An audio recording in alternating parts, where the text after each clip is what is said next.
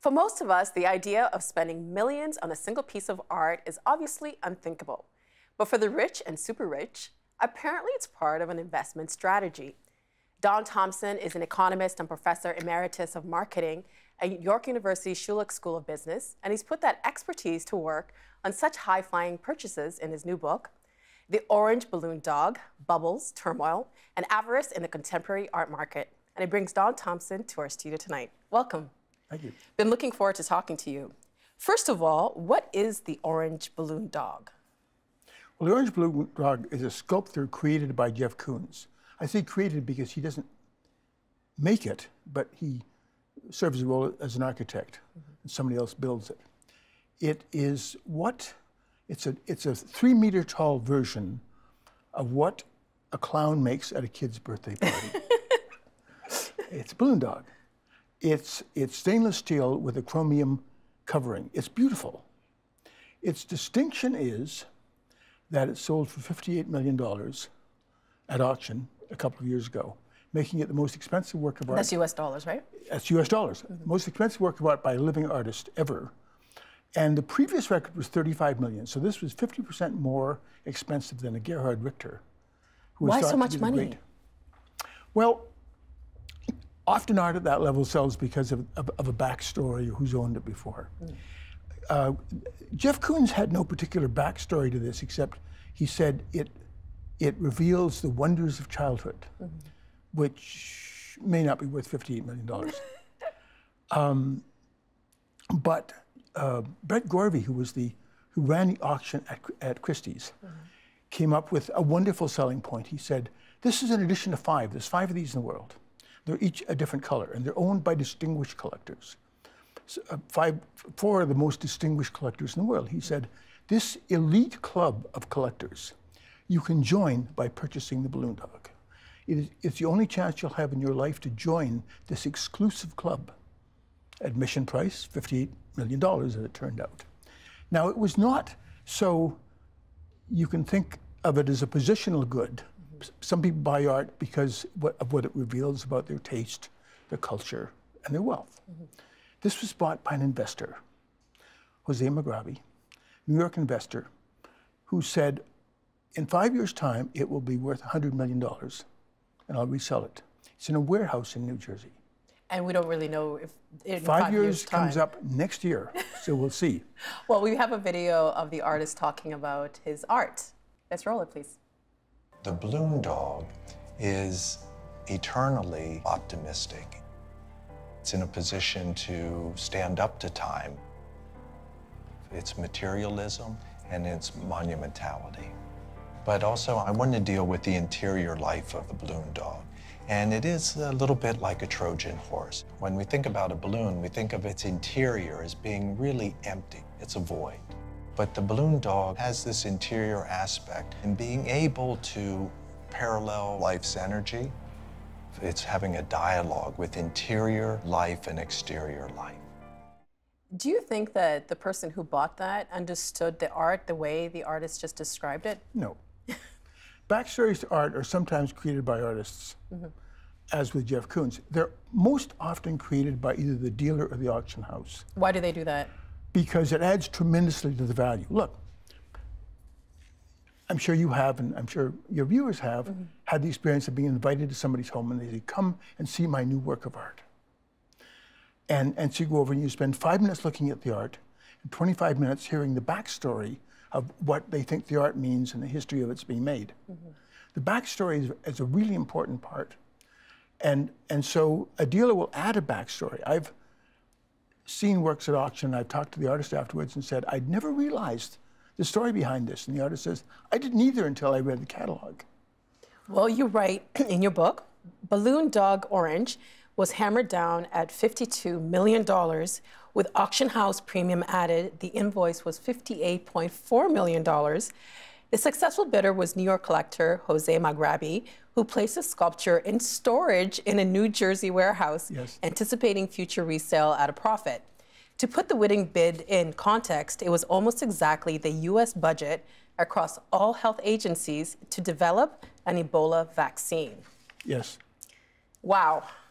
Well, that and the clip you saw from Jeff Koons are a good example of, this is the top 100th of 1% of the contemporary art market. These are billionaires and about 20 or 25 major artists. And it's a parallel universe. It has nothing to do with art as you or I know it, or as your viewers buy it. It's just a different universe. So do you think it's more like a posturing thing, like I have so much money I can afford to like buy something with this incredible price tag? It's very dangerous to assume motives as to why people do things. Think of a woman who buys an Hermes purse for $20,000. Why did she do that? Well, if you ask her, she'll give you one answer. If you ask her best friend, they'll give you a different answer. And art is that way. Some people buy it for love and passion. They want to live with it. They want to wake up and see it in the morning.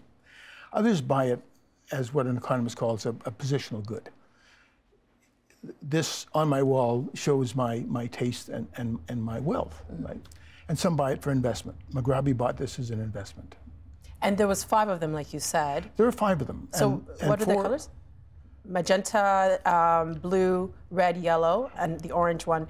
Why did the orange one get so much more money than the other ones? Well, it's the only one to come up for sale for I think the other 4 were probably sold to their current owners when they were produced. This may be the only one to come up for resale that I know of. Do you think that art is worth as much as people are willing to pay for it? Well, by definition, it is. Now, remember, the only prices we know much about are those at auction. And in general, not always, but in general, there's an underbidder. So if Mugabe paid $50-some million, somebody was $1 million below that. Somebody else was $1 million below that. And in the book, you write about all this money that's being spent. It's not about the 1% who can afford to buy this.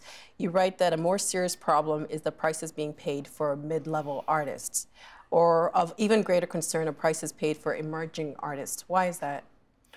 Well, this idea that art is a fabulous investment, which it is not, lures all sorts of people into paying really wild prices for emerging artists, who then demand their dealers charge these prices, and the dealers then drop them. And all sorts of artists have had their careers cratered because they sold initially for too much money. That sounds odd, but it's true. There may be one person willing to pay $1 million for your work, but there aren't 30 a year. So you don't think art is a good investment? Art is not a good investment. Why not? Why do people keep buying it? If you look at, well, the reason that it seems like a very good investment is Christie's and Sotheby's, the 2 major auction houses, have the best PR departments in the world. And so you're forever reading about the works that sold for $1 million 5 years ago and it sold for $5 million this year. Those are the ones they promote. Those are the ones that appear in the New York Times. They never tell you about the works that sold for $5 million originally and $1 million now. So if you owned a broad portfolio of art, and not $200 art, but say that art that you bought at $50,000 and up. If you owned a broad portfolio, it goes up about 3.2% a year. And that is less than the carrying cost. Never mind interest, it's less than the insurance and the maintenance and the security. So you buy it because you love it. You buy it because it moves you and you want to see it when you get up in the morning. To put it in a warehouse? If you buy it to put it in a warehouse, you're gambling. And now, a Mugabe ownership may add to its value. A distinguished owner is part of the provenance of a work of art and adds to its value. That's really interesting. So the person that owns it also adds cachet to the art? Well, some people. Think of a work that's deaccessioned by a museum and it's advertised at the auction house as, this was owned by the Chicago Art Museum. You say, wow, it must be a great work. Not necessarily. Somebody gave it to the museum. It sat in the basement for 20 years, and they sold it. Maybe that's what happened. But the provenance, look at an art auction catalog, and there's a long list of previous owners. That's why they're there. Well, you write about how the endowment effect comes into play when determining the selling price. How does that work? Which? The endowment effect? Oh, the endowment effect is the idea that once you own something, it's more valuable to you. best example, if you own two stocks and one is up 30% and one is down 30%, and you're going to sell one, you'll sell the one that's up because the one that's $70, you still say, I paid $100 for it and that's what it's worth. I'm not going to sell it for any less than $100. And in the art world, if you paid $1 million for a work of art, and now the auction house specialist tells you Thompson is only worth $500,000. I said, I'm not going to sell it for $500,000. It's worth $1 million. That's what I paid for it. So I will consign it to you only if you put an estimate of $1 million on it. And so some estimates are not actually the auction house view of what it's worth. They're what they had to estimate it for to get the consignment. And that has many aspects in the art world. In those kind of situations, do buyers end up paying up then? Sometimes. If you don't, the art world is a very opaque place. And every artist has great works and average works and not very good works. And can I tell the difference? Sometimes, not always. And so I trust an expert's estimate as to what it might be worth. And in particular, in an auction, if somebody else bids in that range, I feel comfortable bidding one higher because, after all, somebody else confirmed the view that it's worth that much. I don't know if manipulation is the right word. I don't want to use too strong of a word, but it kind of feels like there's all this stuff happening behind the scenes. Like you write in the book that some auction rooms are painted a certain color depending on what's selling. Why do they do this? Sotheby's in particular in New York in particular, has the view that certain colors go with certain kinds of art. So they will use one color for Renaissance art, and they'll use a different color for contemporary art, and a third color for Impressionist art. Now, there is no research basis for that. It is the view of their experts. And I am told it's in particular the view of a couple of their female experts, that this sets the mood for a certain kind of art. So red perhaps for contemporary art, blue for Impressionist art. But isn't it also done because certain colors get people to spend more money? And overnight, seriously, they repaint the room and they change the slipcovers in the chairs. So what was a red room yesterday is a blue room today. Does it work? Who knows? Are buyers, do you think buyers know that they're being swayed? I don't know if they're being swayed. Remember, an auction is a theater performance. There may be 500 people in the auction room. Maximum 40 will bid. Only 100 will even bother getting a paddle. The others are there as an audience to prove the importance of this event. The 40 who bid and another 30 or 40 who bid on the phone pretty much know in advance what they want to bid on and how much they want to bid. So whether the color of the auction room makes any difference, who knows? Is this a nudge? Because you write about nudges. Well, nudges are something that they teach in auctioneer school a lot. A nudge is a fascinating idea. It's a non-economic incentive to do something. And the best nudge story I know, and it's in the book, then I'll tell you the art version of it, comes from the hurricane in New York in 2012. And Staten Island. Sandy, right? I think it was Hurricane Sandy? Yes. Staten Island is the lowest lying of the 5 boroughs in New York. It was going to be inundated in water. Last time there was a flood there, 100 people died.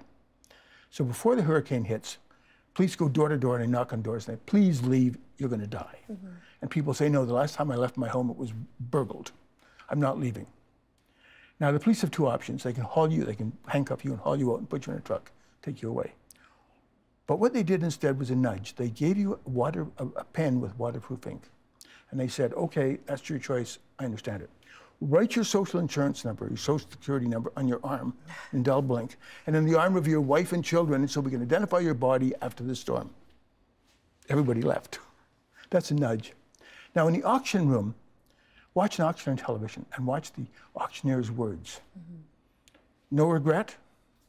Are you sure? Not yours, sir. Are you out? Are you back in? No regret?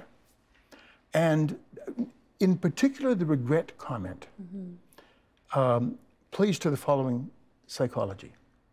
When you momentarily own something, it's more valuable to you. So you may go in saying, I'll bid $1 million on this work. And at $800,000, you raise your paddle, and you're ahead. It's yours. And then some SOB across the road waves their paddle and takes it away from you. And the loss hurts more, and so you go a bit higher. So initially you went in saying, I'd rather have the painting than $1 million, but I'd rather have $1.1 million than the painting. All of a sudden you're willing to bid $1.1 million and $1.2 million because you don't want the hurt that comes from regret, from having been on top and lost. And auctioneers use the term, no regret, are you sure? And then it creates that desire that I must have this. Oh, yes. Yeah. Oh, yes. I'm assuming there must be situations where somebody might be like, I lost my head for a minute, I don't have the money for this, can we work out something? Apparently in about 5% of auction house sales, somebody, often not a Westerner, goes up to the desk afterwards and said, look, I'm not sure I bid on this, but in any case, can't we negotiate something? Buyer's remorse. Yeah. Or buyer's inability to pay. To write the check, yeah. Presumably, when the art is being made for some purpose of expression or to send a message, is something lost when it's being used as an investment for somebody else? Well, the idea of art as delivering a message is interesting, but you know, what you see in art is not necessarily what the artist intended, or what I would see, or what somebody else would see. So, a huge amount of art is stored in tax-free warehouses around the world. I mean, enormous amount of art, and that's the concern about, is there a bubble in the art market that's going to burst? Because people have wrapped this up and put it away, and they're going to sell it in 5 years' time. And if the market starts to decline sharply, nobody wants to be the last one out. And as everybody starts putting art on the market at the same time, what happens? I can understand like a bubble with the housing market, but when if a bubble happens in the art world, these people already have money. Who is that going to really affect? Well, if you buy a piece of art because you love it and you want to live with it, you probably don't care if prices are up, down, or sideways. But if you buy it as an investment, if you are wealthy and you put 7% of your portfolio into art, which is what advisors suggest now, some of them, and it starts to go down, you want to get out. Now, buyers may still buy, but they make lowball offers. Take it or leave it, lowball offers. Well, we see regulation in the housing market and in the stock market. Do you think we should have more regulation in the art market? This comes up every couple of years. The U.S. Congressional Committee 2 years ago spent months on this and decided and couldn't figure out what to regulate. We have fraud laws, we have misrepresentation laws. So you go through the market and you say, what might you want to regulate? Well, there's some practices people mention. There are hidden reserves. Almost everything auctioned has a hidden reserve below which they won't sell. There are chandelier bids. That's the auctioneers taking bids off the chandelier. They don't exist. What does that mean? The auctioneer will bid up a work, whether there are bidders or not, but only to the reserve price. So, and in a major auction room, there's an area in which no known bidders are seated. The bidders are over here. The auctioneer knows where the major bidders are seated. And the auctioneer will pull bids off that part of the auction room repeatedly until they get to the reserve price to give the impression of enthusiasm, of excitement about the work. But everybody in the audience knows it. They know the reserve. The reserve is typically 80% of the minimum. So is it just estimate. Theater, or? And it's theater. And should you abandon hidden reserve prices? Should you abandon chandelier bidding? Well, you take some of the theater out of an auction, but I don't know if you change the result. Seems to be a lot of secrecy in this world, and I wanted to read a quote from the New York Times. Secrecy has long been central to the art world. Anonymity protects privacy, adds mystique, and cuts the taint of crass commerce from such transactions. But some experts are now saying this sort of discretion, one founded in a simpler time, when only a few wealthy collectors took part in the art market, is not only quaint, but also reckless when art is traded like a commodity and increasingly suspected in money laundering. How big of a problem is money laundering in the art world? Well, everybody thinks it's a major problem. And I'll give you an idea, but and again, motive is hard to determine. Mm-hmm. There are 6 major duty-free Freeport warehouses in the world. Geneva, a major one in Singapore. The 6 are the size of 36 football fields. They're 60% full of art. Wow. 20% gold, 20% other things. A lot of the ownership of these things, and by duty-free I mean it's on an airport, it's beside the airport in Geneva. Mm-hmm. You can fly in, go into the warehouse, get back in your plane, fly out, take things in, take things out. You never go through customs. You never officially enter Switzerland. Nobody knows you've been there. So who manages that? Well, there are managers of the warehouse, and there are 6 major ones. There are another six minor ones. Now, a lot of what's registered there is in trusts registered in places like the Cook Islands. So you buy art, you put it in the warehouse, nobody knows who owns it. Is that tax evasion? It might be. Mm-hmm. Going back to just the idea of secrecy, I mean, there are a lot of reasons for secrecy. Well, why do people want to be anonymous? If you buy a $50 million work of art mm-hmm. and broadcast it, you've just invited every break and enter person in the Western world to visit you. Mm-hmm. And your insurance rates go up. So there are a lot of legitimate reasons for anonymity. What would happen to the market if anonymity was banned? You can't ban anonymity. I can always buy a work of art through a dealer who reports to a lawyer mm-hmm. and have it delivered to Switzerland. But aren't governments missing out on money that they could be making off from all this quite stuff? Possibly, yeah. Quite possibly. But that's a problem of tax enforcement and not a problem of the art market. You wrote about the role of art advisors. What do they do? Well, an art advisor does the same thing that an investment advisor does. They tell you what stocks to buy and what your portfolio should look like. Mm-hmm. For art advisors, there's a particular need. There are now more of them and they're more visible, but think of the following. Mm-hmm. An ordinary Basquiat oil painting might be worth $10 million. A very high-end Basquiat might be worth $25 million. The problem is they look to most people like graffiti, and you can't tell an ordinary one from mm-hmm. a great one. So if I come to you and say, I have this great Basquiat, uh-huh. which you can have for only, because I like you a lot, for only $22 million. You may think, well, this is a bargain if it's a great Basquiat, uh-huh. but if it's an ordinary Basquiat, it's hugely overpriced. Mm-hmm. I can't tell the difference. So it's worth your paying a 6-figure amount to an art advisor to tell you whether it's great or ordinary. Well, out of the 10 most expensive art pieces sold by a living artist, only 1 is by a woman. Why is there so few women artists? There are a lot of women artists. But the ones that are selling the most? Until about 1990, it was true. There were no women artists anywhere near the top. There are now 6 women who have sold a work of art for over $10 million. George O'Keeffe at the top, mm-hmm.